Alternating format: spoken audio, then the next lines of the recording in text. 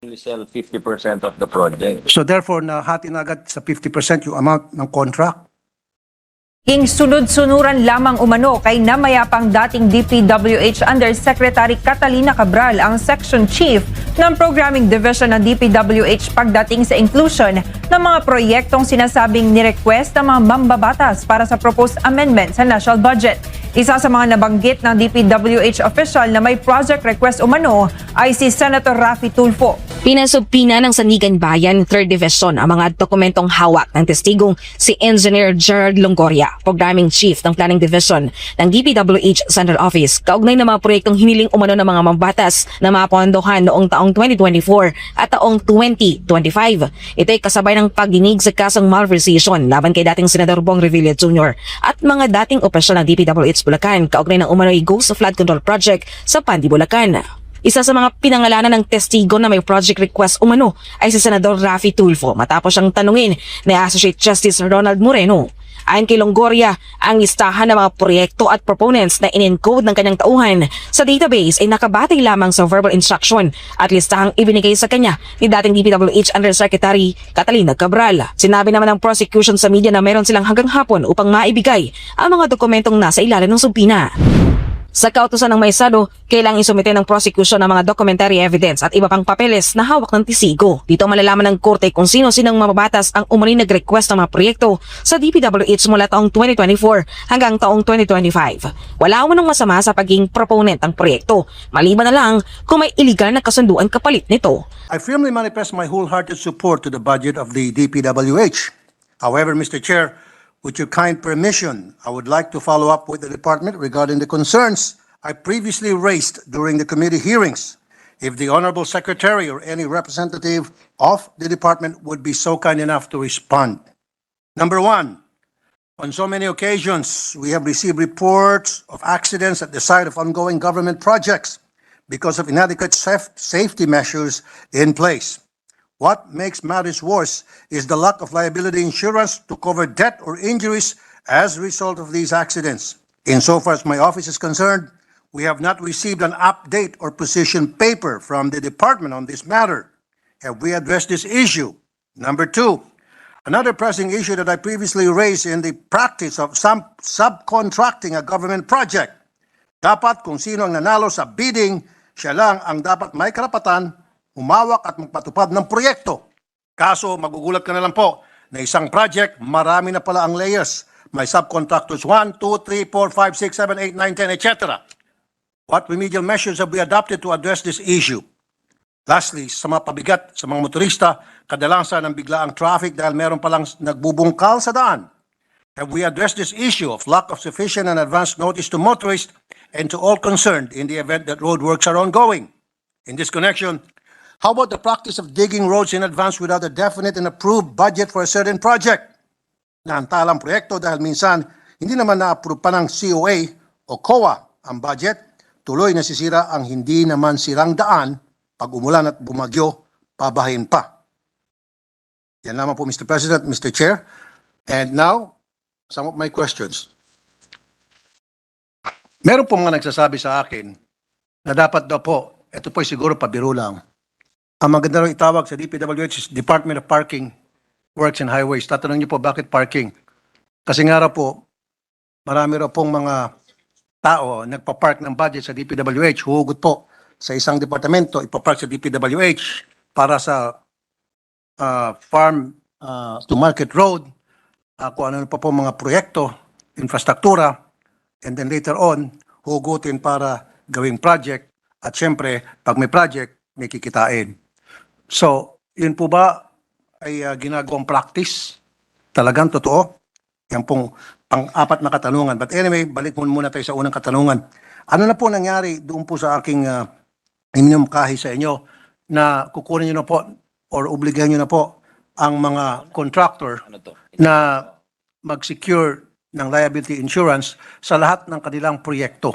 Kasi nga po sa aking karanasan in the past, meron po mga workers ng contractor na na-aksidente, naipit ang paa, naputulan ng kamay ng mga heavy equipment, or motorista na napadaan, nahulog sa kanal, na nakatiwangwang, namamatay at wala pong perang ibinibigay na tulong ang contractor, And sometimes they end up coming to my office, ito po mga biktima, ito mga pamilya nila, and I help them.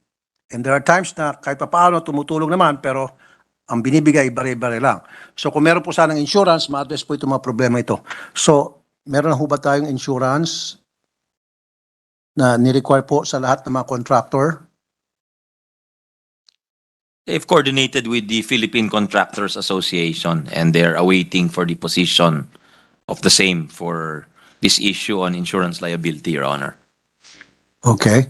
So, magkakaroon na po ba yan, Mr. Chair? Matutupad na po ba yung pangako sa akin the last time during the budget hearing na yes, magsisecure na po ng insurance, liability insurance ang lahat ng mga contractors. So, starting next year, lahat po ng mga proyekto ng DPWH, maliwanag pa sa sikat ng araw na meron na pong insurance ang lahat ng mga contractor because like I promised, ako po ay mag-iikot at randomly pupuntahan ko po yung mga proyekto lalo na sa mga kalsada ng mga DPWH. And then ako po ay magtatanong kung anong pangalan ng contractor and then hihingi po ako ng dokumento na magpapatunay na meron pong insurance yung contractor na yon para sa proyektong yon nang sa gayon kapag may aksidente, meron silang pambayad sa na-aksidente nila. Mr. Chair. Opo, Your Honor, by next year, kaya po nilang i-require yun, yung all-risk insurance All risk. sa mga kontratista, Your Honor. Mga magkano po kaya yung amount na bibilhin ng contractor? Kasi sir, kung ang amount lang na bibilhin at claim is only 10,000 o 50,000, wag na lang. Kasi in some cases, umabot po ng milyones po dahil may namamatayan po. Just imagine, pag na-hospital, inaabot po ng buwan and then gagastos po yan ng hundreds and hundreds of thousands and then i-offer lang po ng contractor at 10,000, 50,000 para ng insulto pa po. Yes, Your Honor. They are consulting with the Insurance Commission as to the amount of coverage at babalikan po nila kayo. Okay. Alright, very good.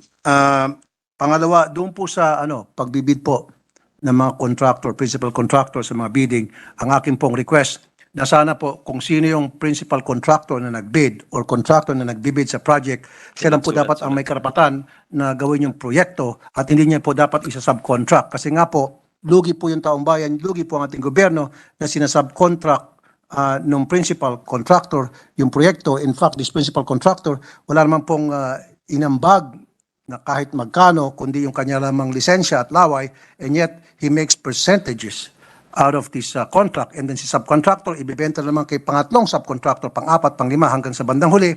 Wala na po halos natitira sa amount ng proyekto. Yan ang dahilan kung bakit napakanipis po ng mga kalsada, especially papuntang probinsya, yung mga espalto, na kalahating dangkal na lamang po siguro ang kapal. Ako po ay magre-report sa inyo, ang inyo pong senador na inyo pong iniluklok sa Senado, nagre-report. Nung isang araw po sa isang hearing sa Senate, budget hearing hinggil sa proposed budget ng DPWH, ako po ay nagmungkahe sa mga taga-DPWH and I'm very happy to tell you, to let you know na tinanggap nila yung aking mungkahe at recommendation na gagawin daw nila. At ano po yung nirekomenda ko? Kasi nga po kung mapapansin nyo, yung mga ginagawang construction project ng DPWH sa mga kalsada, ang daming beses na po may mga nadisgrasya dyan. At meron pa nga pong mga namatay. Ilan na po yung mga trabahador ng contractor na naipit sa heavy equipment, naputulan ng kamay, naputulan ng paa. And yet, pag lalapitan nung na-aksidente, ang contractor para magpatulong, wala. Nga, pahirapan. Pupunta sa barangay, ipapabarangay niya. Proseso eh. And then, tatawagin yung contractor, hindi magsisipot yung contractor. And then, pupunta sa DPWH. DPWH, hindi action. Tatawagin lang yung contractor. Nagkakaroon ng delaying tactics. And then, pupunta sa atin, napipilitan yung contractor magbayad. In some cases, in fairness naman sa contractor, halimbawa, may namatay, isang motorista na shoot sa isang butas na hindi natakpan ng contractor, namatay. Offer naman yung contractor in fairness, 10,000, 20,000. Nag-offer pa. Kung hindi ba naman napakabalasubas. Totoo po yan. Maraming beses na po kami nakatanggap ng ganung reklamo na nadidisgrasya yung mga manggagawa doon sa construction site, road repair, na dahil sa kapabayaan po ng kontraktor. Now, ang akin pong sinuggest, para meron na talagang dapat managot at magbayad, kailangan itong mga kontraktor obligahin na kumuha po ng liability insurance per project. And yung amount, yung claim, hindi dapat bababa sa 1 million pesos. Kasi nga po, ang palaging kawawa dito, yung mga na-aksidente. I think yung pinakamataas na nasingil natin dahil sa ating pagpursige is 1 million. Pero hindi po yung insurance. Dahil prenesyo natin yung DPWH, prenesyo ng DPWH yung contractor, then yung contractor, walang nagawa kundi sumuka ng pera. Pero bakit kinakailangan ko papilitin? Ba't kinakailangan pa ipatulfo, sabi nga nila? Dapat, nandiyan na yung liability insurance na kapag may nangyari, halimbawa lang, bayaran agad na insurance. Yun, isa yon. So sabi nung DPWH, yes, gagawin po namin yan. So, DPWH, thank you, pero hindi pa tayo tapos. Gusto ko, by next year, inumpisa na yan. Meron ng liability insurance ang bawat isang kontraktor. Kasi, anong gagawin ko? Pupunta po ako sa mga construction site. Totoo to. O magpapadala ko ng mga tao. Kukunin ko yung pangalan ng mga kontraktor and then alamin ko kung may liability insurance doon sa site na mismong gumagawa ng road repair. Pag wala, babalikan ko kayo DPWH. Makakatikim kayo sa akin, I'm sorry. Walang personal ang trabaho lamang. Pangalawa po ang aking sinuggest, tuwing may bidding para sa isang project at may nanalo na contractor, ang ginagawa nitong malaking contractor, principal contractor kung tawagin, isa-sub ko niya. Okay? Ngayon, tingnan niyo po yung daliri ko. Ito si principal. Isa-sub ko niya yung proyekto. Si subcon, isa-subcon ulit. Totoo to. Itong sinubcon for the third time, magsasubcon ulit. Hanggang sa umabot po ng 4 na layers ang pagsasubcon-subcon. Now, itong si principal, it's not fair na wala po siyang ginawang trabaho, laway lamang, at ginamit lang niyang kanyang lisensya at kumita siya. 10% siguro, I don't know, 15, 20. Ito naman si subcon, another 10%. Again, wala siyang ginawa. Walang gamit na nanggaling sa kanya dahil ipinasubcon. By the time na darating na doon sa paggawa na ng semento, maliit na lang. Siguro po, 60% na lang ng amount ng proyekto. Well, teka muna, sasabihin ni District Engineer, paano si Eddie? Bawas ulit. So, ang natira, 50% na lang. Now, mapapansin niyo po, karamihan sa mga kalsada, papunta mga probinsya, ang ninipis, substandard, yung mga ginamit na materyales, dahil nga po, doon sa pasapasahan, pinasasubcon, at si subcon, pinasasubcon, at pinasasubcon ni subcon, yung subcon. Napapano pa? Totoo po yan. At inamin po sa akin yan, ni Secretary Bunoan ng DPWH, at yan daw po ipag-aaralan nila. Sabi ko hindi. Wala naman pong batas na nagsasabing bawal na ipagbawal yan. Although wala rin batas na nagsasabing bawal gawin. So I told them na I will pass a legislation pertaining to that na ipagbawal. However, kasi yung legislation matagal pa po yan, kung pwede umpisahan na nila on their own, motu proprio, na sila mismo on their own initiative magsasabing from now on kung sino yung nag-bid, gawa sila memo. Yun lang ang may karapatan gumawa ng proyekto. Pag hindi ka na makakaulit. Yan po. At nag-agree po yung DPWH. Again, salamat po sa DPWH for agreeing with me. Pangatlo, sa EDSA, mapapansin mo, usually Sabado or Linggo. Opo. Nagkakabol-bol po ang traffic. Inaabot po yan ng milya-milya. Minsan from GMA7 up to halos Kamkrame yung traffic.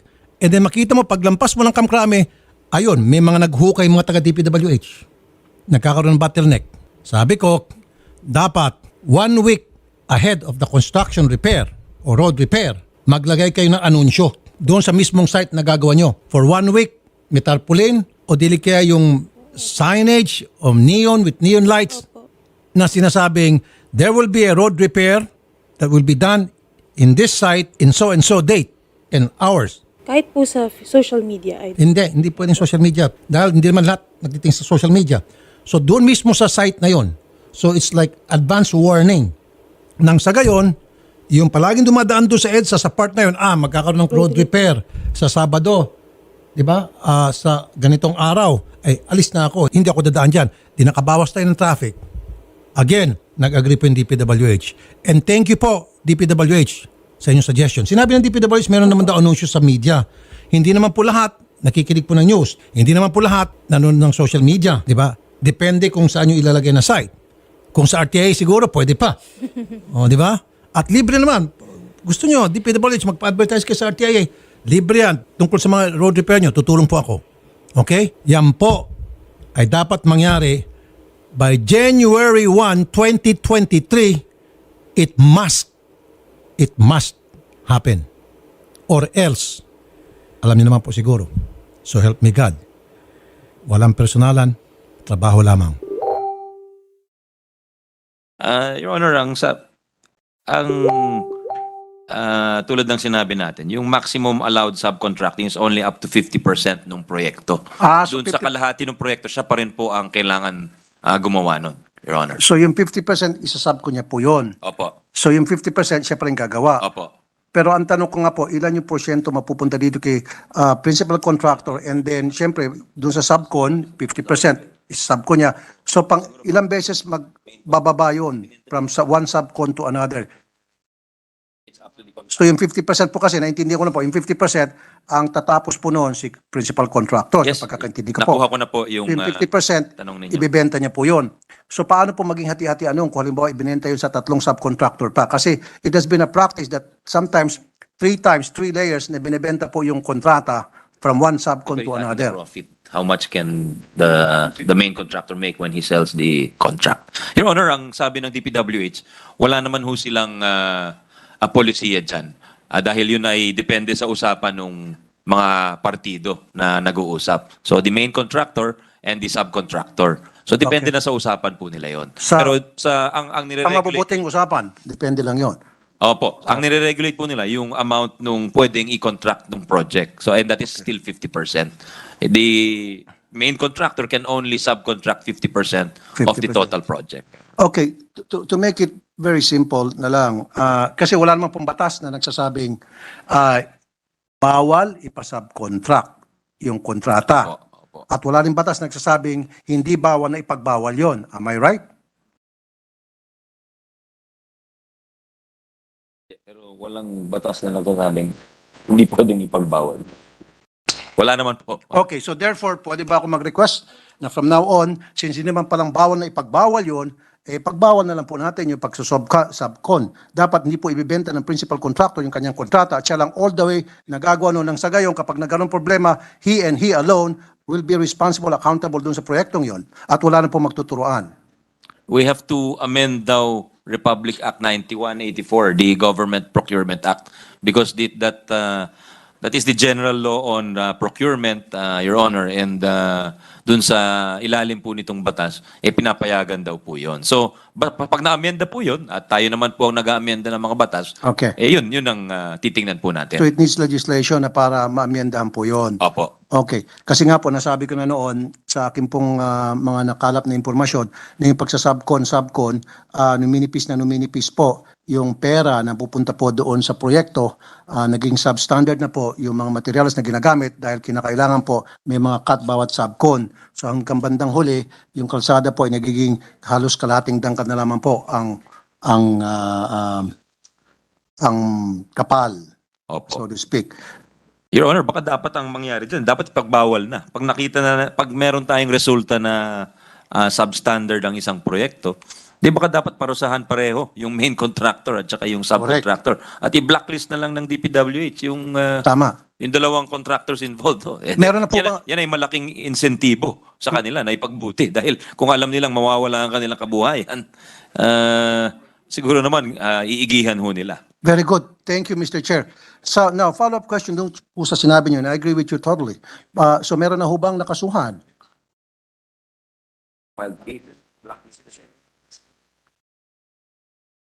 Substandard projects. Kasi nga po, kung wala pang nakasuhan, I'll give you an example. Ako po ay palaging bumibiyahe papuntang Isabela, Cagayan. And let's say ako po ay pumunta doon ng Holy Week, mga say April. Kalalatag ng kalsada, katatapos ng construction. Pagbalik ko po bago mag-Piesta Patay, giba na po yung kalsada. So yun po dapat ba? Your Honor, Then sino pong naghahanap? Sino po nag-identify yung mga proyekto na substandard na ang may kagagawa na isang kontrakto na Kenkoy at kailangang makasuhan?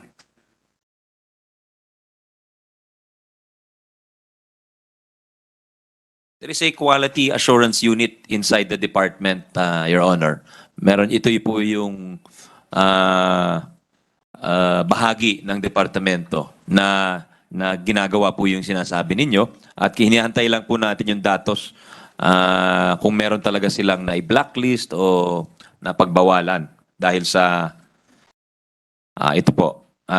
Since 2016, the department has blacklisted 18 contractors, Your Honor. 18 lamang po. Apo. Medyo kunti ata yan. Okay, so who are these people and how can we contact them, especially the netizens or the public?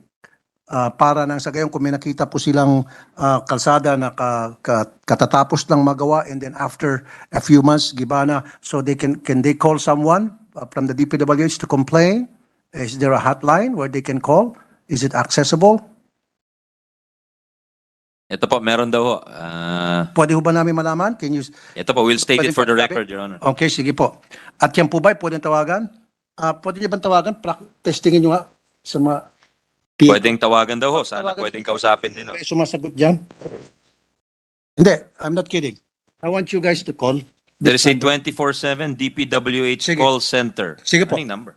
Pakibangkit na po yung number. Tapos tatawagan ko agad ng mga staff ko.